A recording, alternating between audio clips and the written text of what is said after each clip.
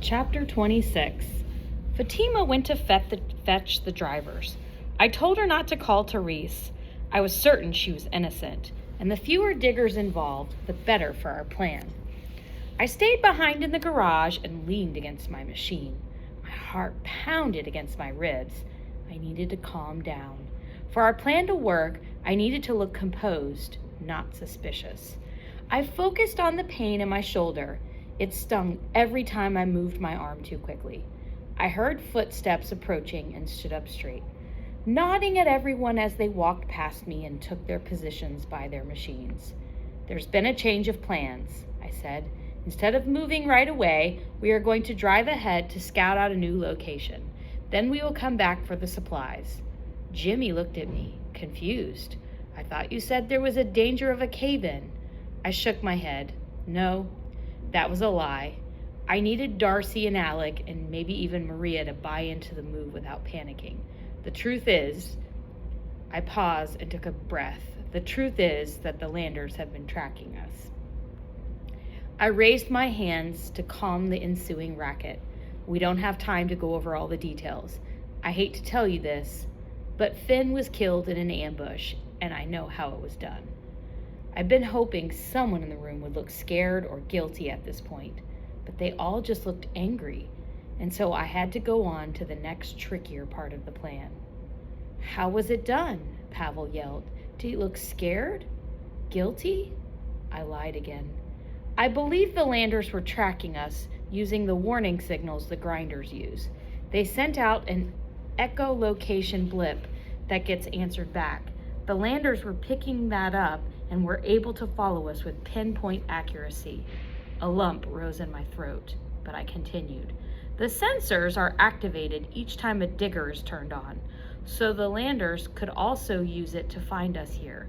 That's why we need to move." Pavel slammed his fist against his digger. "The grinders must have known that. They've been working with the Landers." "I don't think so, but it is a reason to scout a location for the camp without them. A location that we haven't discussed before." There were some nods. "Can't they just track us again?" Mandeep asked.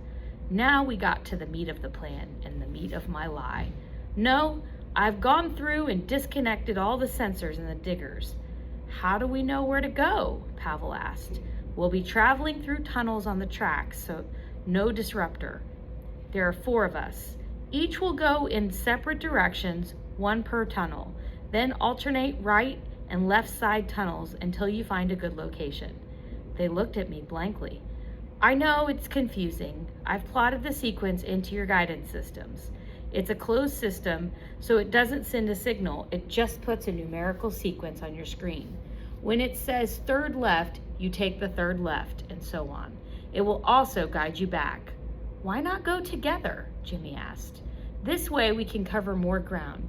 Each of us will be looking for a location where we can easily set a camp, sleeping quarters, infirmary, and all the stuff we have here. 1 hour out, 1 hour back. That should give us a new home far enough from here." There were some grumbles, but mostly nods. They bought into the plan. Now to set the final piece of the trap. "Maintain radio silence at all times. Keep your cameras on and be incredibly precise about following the variations on the screen. Is that clear?" More nods, no grumbles. "Good.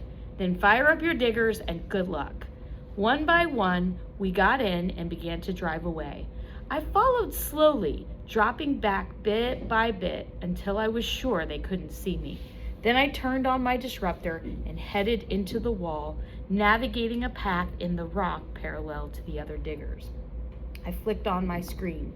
3 red beeps appeared to my left, moving in unison toward the intersection. We reached it in a few seconds, and then they separated. I waited for a minute and broke through into the main tunnel. The red beeps grew brighter without the interference of the rock, and I watched as the diggers began to alternate their turns. So far, so good. The sensors Fatima had placed in each digger was coming through loud and clear, and none of the drivers were doing anything weird. Then, one of the blips veered off course and dimmed. One of the diggers had cut into the rock and was heading to the surface.